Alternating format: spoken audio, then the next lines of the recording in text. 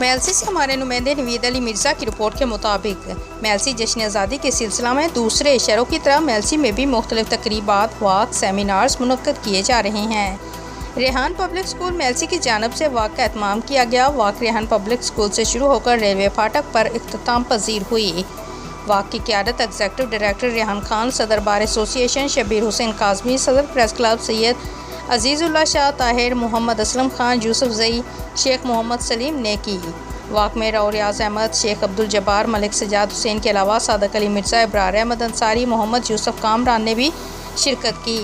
इस मौके पर मुकर्रीन ने कहा, बहुत जश्न आज़ादी मुबारक और ये वक्त है यकजहती का और इस मुल्क को बचाने का। हम सब इसमें मुत्तहिद होकर इंशाअल्लाह इस मुल्क को लेकर चलेंगे।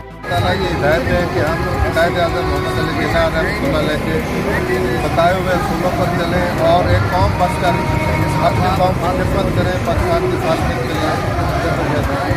जो मैं रेहान साहब का शुक्रिया अदा करूँगा कि आज उन्होंने पाकिस्तान की जैसे आज़ादी के मौके पर ये प्रोग्राम तरतीब दिया है।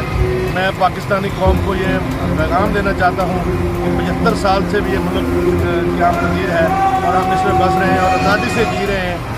अब वक्त आ गया है कि एक कौम बनकर हम इस मुल्क को और आगे लेकर जाएं।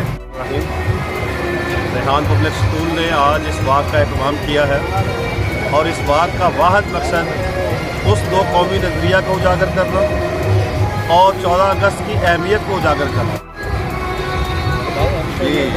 यौम आज़ादी डायमंड जुबली पाकिस्तान की तकरीबात के सिलसिले में आज हम रेहान स्कूल के ज़ेर एहतमाम जश्न आज़ादी रैली के सिलसिला में यहाँ से रवाना हो रहे हैं और पाकिस्तान के हर एक शख्स को चाहिए कि वो डायमंड जुबली तकरीबात में अपना किरदार अदा करे।